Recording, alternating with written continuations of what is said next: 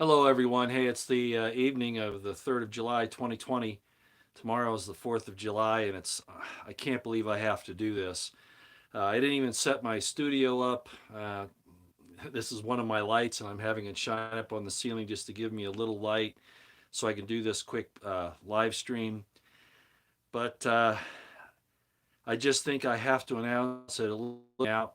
We're going down, and we're going down fast. So let me put it to you this way, okay? Welcome as you come in. Please be getting ready, getting your things together because I don't think things are going to be looking very good here very shortly. You know what's happening at Mount Rushmore right now, but it's not Trump they're after really. It's after you. Just remember that, okay? It's not even Trump anymore. It's you. Okay, I got to move on. Why have I said that Republicans are jumping ship, abandoning ship? That they are that treachery is afoot. Let me go back a few months back, maybe even a few years, at least a year ago, when I saw Admiral McCraven and General McChrystal and General Petraeus and General Kelly, who was more recent than that, General Mattis here lately. All of these generals and admirals who were heading over to the coup side. Remember, I said that they wouldn't move over there unless they knew, because of their experience and of course their inside knowledge, that they knew that there was more than an 80% chance that they're going to the right side against Trump, which is really against us. Okay, Trump is just a game, is just us in a personification. Okay, McCraven, Petraeus, Mattis, McChrystal, etc., jumped and went to the coup side because they knew from their estimate of the situation that it was an 80% or better probability that the coup would succeed in overthrowing the government of the United States. In overthrowing, McChrystal launched weapons of surveillance that were used in other countries like Iraq and Afghanistan. He is using those against American people right now to identify us as the enemy. Do you understand? Hi, Liza Jean. I always forget to mention you, and I'm so glad you've come on. I try to name all my moderators, and for some reason or other, I always leave you off. So thank you for being here.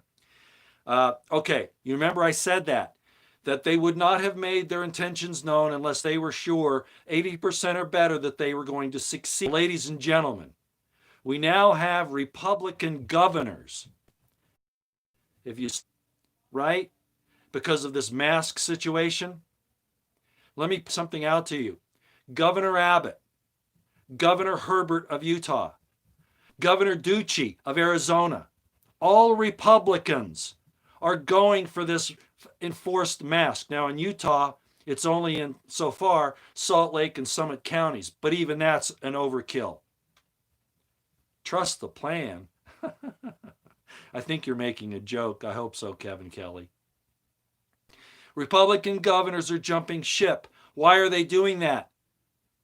Because someone has gotten to them and said, well, there's one of two possibilities, and I'm going to tell you what they are. The first is that someone has gotten to them and said, the American people are going down. You better side with us, and you better put them under lock and key, because if you don't, you're going to be our enemy, talk these Democrats and leftist Marxists, and we're going to come and take you out. All right? That's the one possibility. The other is, as Mark Pantano pointed out, that Governor Abbott would not have done this if he did not already have the approbation and agreement of President Trump.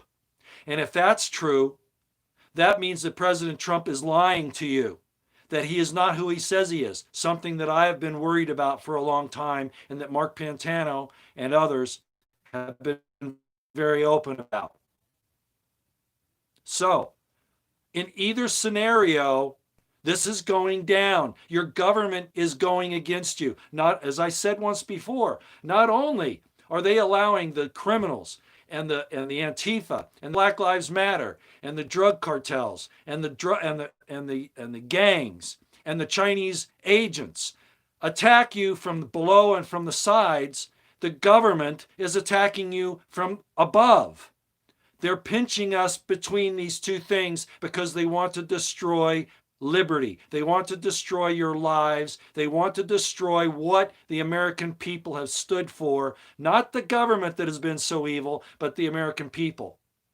Governor Abbott switched sides, as I said, and so did Governor Herbert and Governor Ducey, and there'll be more, because they, like Admiral McCraven and General McChrystal, know that there is an 80% or better chance that the coup against the American people, not even Trump, but against the American people to subdue us under a Chinese-style dictatorship, tyranny, Marxist insurrection, revolution, government of total surveillance and loss of freedom is going to succeed. Governor Abbott is a demon. Now, absolutely. So is Governor Herbert of Utah. So is Governor Ducey of Arizona. And I'm sure there will be other Republican governors that will follow suit very shortly. I had to bring that up tonight because it's following the pattern. Ladies and gentlemen, there's nobody for us. Nobody. I mean, nobody. I put up a post, I tweeted out that information from Mark Pantano that he said that Abbott would have checked with Trump before he did this, okay? And I believe that's true. But either way, they know that the other side is way ahead of the game and that they're probably going to win. And Trump may have been, like I said, he's been helping this along. He's been placating us. He was a slow-mo HRC. Very possible. The other thing that's happened, of course, in the last 24 hours was the arrest of Ghislaine, I can't figure out how to say her name, Maxwell, who is Epstein's partner. We know what happened to Epstein. He either was killed or he was carted away to live a life of luxury somewhere so that he didn't have to testify, right? In other words, Barr and Trump did not do their jobs in securing that very important suspect, subject, and witness in a case that could take down the pedophile networks in all of the elites. Now, why, and Headlines with a Voice, Nancy Morgan Hart made a good point of this.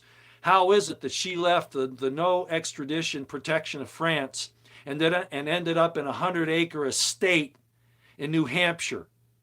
Why? Because she's protected. Something else is going down. This is not a vindication that Trump is going after the pedophile rings. Something else is going on here, right? Nancy is very, very correct in that assessment. They're all against you, ladies and gentlemen. They're coming after you. You have no one to stand up for you. Even Rand Paul can't do it. I heard Roger Stone on Alex Jones today. I didn't watch the whole thing, just a few minutes. And Stone is still pushing how wonderful Trump is. Well, I think that's all real hopium on Stone's part now as well. I mean, he's facing some pretty serious things. It'll only be for show for Trump's base while he still sinks out the ship that we're on and hoping that it'll stay afloat. Okay, that's all I've got. I just wanted to bring that up real quick. I've already been 10 minutes. It's too long. You got to get ready, ladies and gentlemen, in every way that you can. They're coming. Drums in the deep. They're coming. Fauci should have been fired today with all the information that came out, right? I'm not even going to review that. Fauci should have been fired today. Trump is apparently upset at Kushner because things haven't gone the way that Kushner said they would. You know what? The buck stops at the president's desk. The commander-in-chief is responsible for all that his people do and failed to do. And in this case, he just needed somebody to blame it on, I think, Kushner, if in fact it even goes there. The damage is already done. There's no repairing it. The only way it can be repaired is the way that I've said from the beginning. Trump needs to repent publicly to the American people and to the world, tell exactly what's been going on, and change course. If he doesn't do that, ladies and gentlemen, he's a tool of the evil side. And that's just the way it is. I poured myself a dram of scotch. I mean, it is, July 4th evening, right? Independence Day evening. Stand up for your rights. Defy, resist these unconstitutional, illegal orders, edicts by these governors, mayors, etc. I am.